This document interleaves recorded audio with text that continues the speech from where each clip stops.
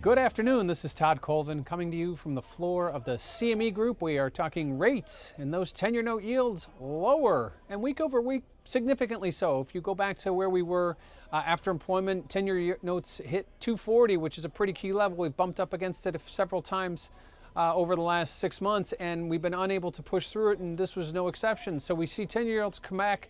We get down south of 230, headed towards 2.25. We didn't quite get there today, but that seems to be where we're leaning towards after we get FOMC minutes on Wednesday, followed up by inflation reports Thursday and Friday. It suggests that while inflation has been running low, it was not the problem in 2017, but likely could be a problem in 2018. And when we got the core numbers for CPI on Friday, that suggested that maybe it's already happening, or at least it's not getting better. So I think right now the market's really focused on inflation because that is what the Fed is focused on. And whether or not the Fed is going to be more active, it kind of bleeds into how they're going to do their balance sheet perhaps. Yields right now are very, very susceptible to moves as we've seen, up to 240, back below 230, all in a week's time, and that usually doesn't happen. And when that does happen, you would expect wider moves, breaking trends. You would think that would mean higher volatility.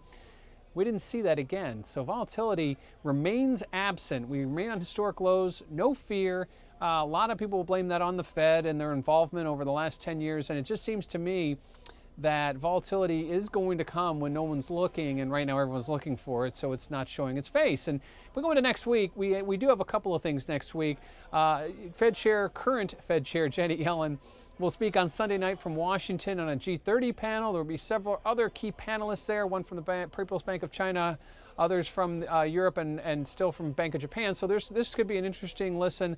Likewise, she speaks on Friday night at a dinner when she will speak about monetary policy. So perhaps some color as to the latest inflation reports coming directly from the Fed chair could give the market some direction. That obviously will not help us next week, but the week after, given it's on Friday night. Lastly, where is the Fed chair nominee? We did not get it this week, which means if it's going to come in October, we've got 2 weeks left.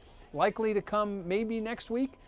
I don't know how much that's going to help or hurt the Treasury market right now, because with very low inflation, I don't think it matters who's sitting at the head of the Fed table.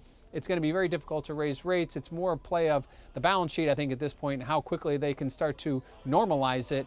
And right now, we will not get that. We will not get normalization for a long time because they're just beginning that process. So right now, Treasury yields look to be trending lower, but likely not going to get much lower than 2.25 without a push.